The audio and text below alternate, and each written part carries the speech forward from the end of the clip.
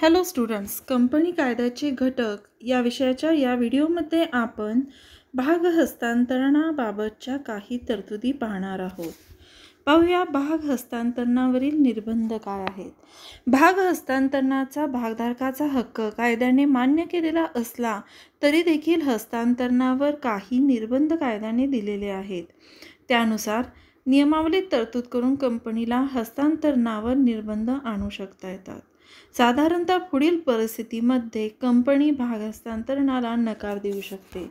यामध्ये पहिला मुद्दा आहे अज्ञान व्यक्ती. ज्या व्यक्तीला भाग हस्तांतरित होणार आहे ती व्यक्ती अज्ञान असल्यास त्या व्यक्तीला भागाचे हस्तांतरण करण्यास संचालक मंडळ नकार देऊ शकते. आर्थिकदृष्ट्या कमकुवत व्यक्तीला जर भागावर संपूर्ण रक्कम वसूल झालेली नसेल व ज्या व्यक्तीला भागाचे हस्तांतरण होणार आहे ती व्यक्ती आर्थिकदृष्ट्या कमकुवत आहे आणि हप्ते मागणीची रक्कम ती भरू शकणार नाही असे जर संचालकांना वाटत असेल तर ते भाग हस्तांतरणास नकार देऊ शकतात. हप्ते मागणीची थकबाकी.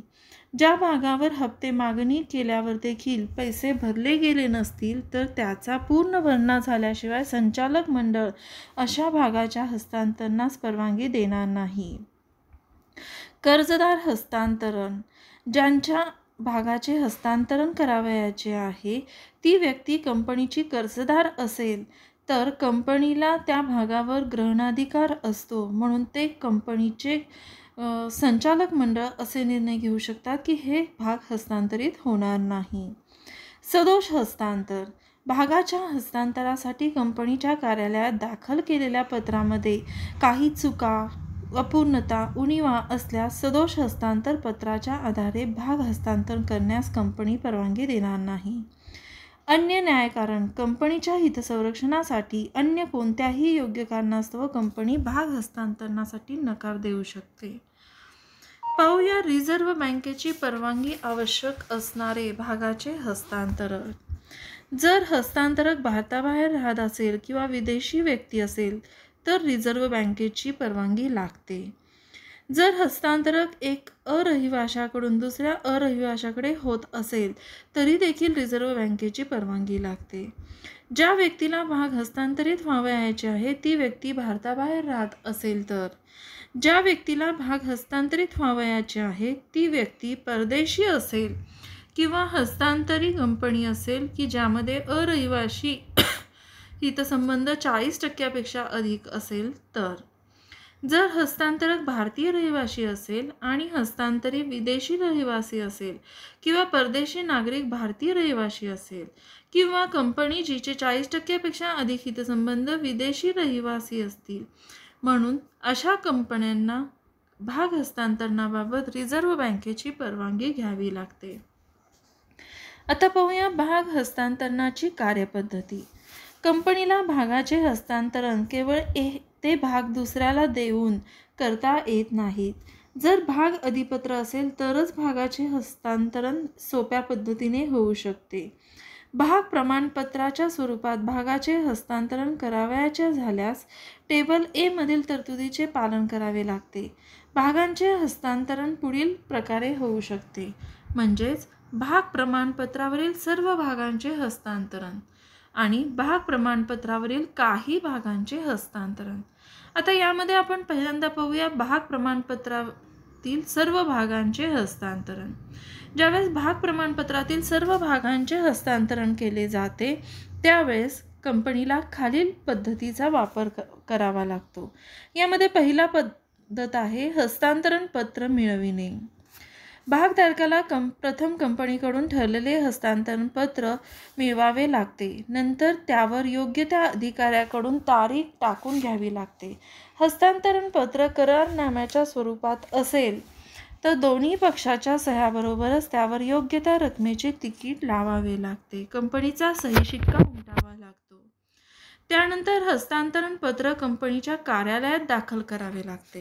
हस्तांतरण पत्रावर तारीख टाकून घेतल्यानंतर भागधारकाने त्यामध्ये हस्तांतरण करावयाचे नाव, हस्तांतरण करावयाच्या भागाचा तपशील इत्यादी माहिती लिहून सही व तिकीट लावल्यानंतर ते पत्र कंपनीकडे सादर करणे आवश्यक असते. हस्तांतरण पत्राची छाननी. हस्तांतर पत्र प्राप्त झाल्यानंतर त्याचं योग्य ते शुल्क मिळाल्यानंतर कंपनी चिटणीस हस्तांतरण करण्यापूर्वी त्या पत्राची पूर्ण छाननी करतो. म्हणजेच हे पत्र परिपूर्ण आहे किंवा नाही हे पाहतो. त्याच्यावरील नोंदणी शुल्क मिळालेले आहे का नाही याची तपासणी करतो, खात्री करतो. त्यानंतर हस्तांतरणाची पावती. हस्तांतर पत्राची छानबीन झाल्यानंतर सर्व कायदेशीर व नियमित बाबी आहेत याची खात्री पटल्यावर कंपनीचा चिटणीस ती पूर्ण माहिती सत्य आहे हे तपासून झाल्यानंतर त्याची एक पक्की पावती सादर करतो. ही पावती हस्तांतरणासाठी कंपनीकडे जमा केलेल्या अर्जाचा पुरावा असते. हस्तांतर पत्र दाखल करण्याची सूचना देणे. कंपनी दोन्ही पक्षांना हस्तांतर पत्र कंपनीकडे दाखल झाले आहे अशी सूचना देते. या सूचनेत त्यांचा काही आक्षेप असल्यास ठराविक मुदतीत कळविण्याचे आवाहन केले जाते. अशी सूचना पाठविल्यावर चिटणीस साधारणतः 15 दिवसाची अट पाहतो. हस्तांतराची नोंदणी करणे. 15 दिवसाची मुदत संपल्यानंतर चिटणीस परत एकदा हस्तांतर पत्रातील मजकूर भाग प्रमाणपत्राद्वारे आहे किंवा नाही पडताळून पाहतो. त्यावर भाग प्रमाणपत्र कॅन्सल्ड असा शेरा लिहितो. त्याचबरोबर हस्तांतरण नोंदणी पुस्तकात आवश्यक ती नोंद करतो. जे रकाने हस्तांतरणाची नोंद झाल्यावरच भरता येतात ते रिकामे ठेवून नंतर भरले जातात. नंतरचा टप्पा येतो संचालक मंडळाची सभा व ठराव. हस्तांतरणाची नोंद होण्यासाठी संचालक मंडळाच्या सभेत तसा ठराव मंजूर होणे आवश्यक असते. म्हणून संचालकाची सभा बोलवण्यात आली पाहिजे आणि ठराव मंजूर करून घेतला पाहिजे. आणि शेवटचा टप्पा आहे नवीन भाग प्रमाणपत्र तयार करणे. हस्तांतरणाचा ठराव मंजूर झाल्यावर चिटणीस भाग प्रमाणपत्र तयार करतो व त्या 2 संचालकाच्या सह्या घेतो. आपली प्रति स्वाक्षरी करील व त्यानंतर त्यावर कंपनीचा सही शिक्का उमटवला जाईल. यानंतर चिटणीस हस्तांतरीला भाग प्रमाणपत्र तयार असल्याचे करतो व ते कंपनीकडे पावती सादर करून घेऊन जाण्याविषयी विनंती करतो.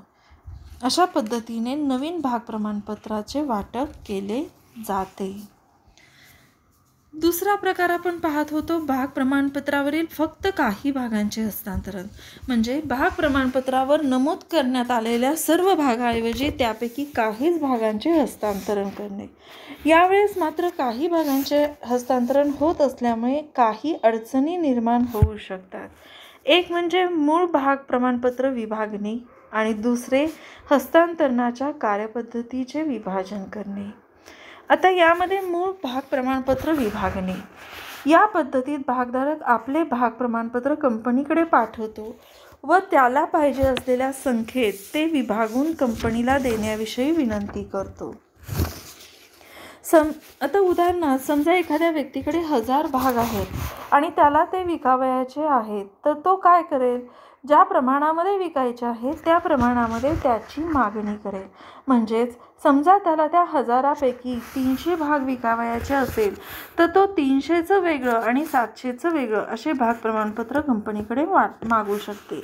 ही प्रत्यक्षात सोपी वाटत असली तरी ही वेळखाऊ पद्धत आहे आणि यामध्ये भाग प्रमाणपत्र विभागून मिळेपर्यंतच्या कालावधीमध्ये जर भागाच्या किमती कमी जास्त झाल्या तर विनाकारण नुकसान सोसावे लागते.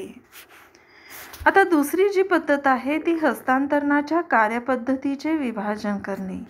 हस्तांतरणाच्या कार्यपद्धतीचे विभाजन करत असताना यामध्ये 2 प्रकार पडतात. एक प्रमाणीकरण अवस्था आणि दुसरी प्रमाणित हस्तांतरणाची नोंदणी अवस्था. पाहूया प्रमाणीकरण अवस्था. हस्तांतरण पत्र तयार करणे हा यामध्ये पहिला टप्पा आहे. आता हस्तांतर पत्र कंपनी कार्यालयामध्ये तयार करून कंपनी कार्यालयामध्ये सादर करणे हा यामध्ये पहिला टप्पा येतो. दुसऱ्या टप्प्यामध्ये प्रमाणीकरणाचा शिक्का उमटवला जातो. हस्तांतरकाने हस्तांतर पत्र कंपनीकडे दिल्यानंतर चिटणीस प्रमाणीकरणाचा शिक्का उमटून आपली सही करतो व त्यावर प्रमाणपत्र दाखल केले असा शेरा मारतो. जुने भाग प्रमाणपत्र रद्द करणे.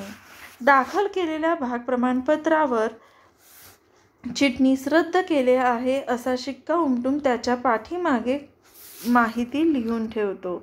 यामध्ये प्रमाणपत्राची तारीख, दाखल करणाऱ्याचे नाव, हस्तांतरीचे नाव व पत्ता, भागाचे क्रमांक व संख्या यासारख्या सर्व बाबी तो त्याच्या पाठीमागे लिहून ठेवत असतो. नंतर आहे शेष तिकीट लावणे. शेष तिकीट लावणे ज्या भागाचे हस्तांतरण करावयाचे आहे, म्हणजे जे भाग हस्तांतरकाच्या नावावर ठेवायचे आहेत त्यासाठी एक शेष तिकीट असते, म्हणजे बॅलन्स तिकीट असते. हे चिटणीस तयार करतो व हस्तांतर पत्रासोबत हस्तांतरकाला किंवा त्याच्या एजंटला तो देत असतो. नंतर आहे हस्तांतराची सूचना. प्रमाणीकरण झाल्यावर चिटणीस दोन्ही पक्षांना हस्तांतरणाची सूचना देतो. त्यामुळे हस्तांतरणाची नोंदणी करताना परत सूचना देण्याची गरज राहत नाहीये. पाहूया प्रमाणित हस्तांतरणाची नोंदणी अवस्था. यामध्ये पहिला मुद्दा आहे हस्तांतरण पत्र कंपनीकडे दाखल करणे. हस्तांतरणाचे प्रमाणीकरण झाल्यावर हस्तांतरीने हस्तांतर पत्रावर योग्य त्या रकमेची तिकीट लावून त्यावर आपली सही केली पाहिजे. नंतर त्याने ते योग्य त्या हस्तांतरण फीसह कंपनी कार्यालयात दाखल केले पाहिजे. हस्तांतरण पत्राची तपासणी करणे. प्रमाणित हस्तांतरण पत्र आल्यावर चिटणीस त्याची बारकाईने छानबीन करतो. छानबीन करताना तो हस्तांतरण पत्रावर दोन्ही पक्षाची नावे व पत्ते, मोबदल्याची रक्कम योग्य आहे का या सर्व बाबी तपासून पाहत असतो. नंतर हस्तांतरणाची पावती देणे. हस्तांतरण पत्र कायदेशीररित्या परिपूर्ण आढळल्यास चिटणीस हस्तांतरणाची पावती हस्तांतरण पत्र जमा करणाऱ्यास देतो. नोंदणीचा शिक्का उमटविणे. हस्तांतरण पत्राची पावती दिल्यावर चिटणीस हस्तांतर पत्रावर नोंदणीचा शिक्का उमटवतो व त्याला रद्द केलेले भाग प्रमाणपत्र जोडतो.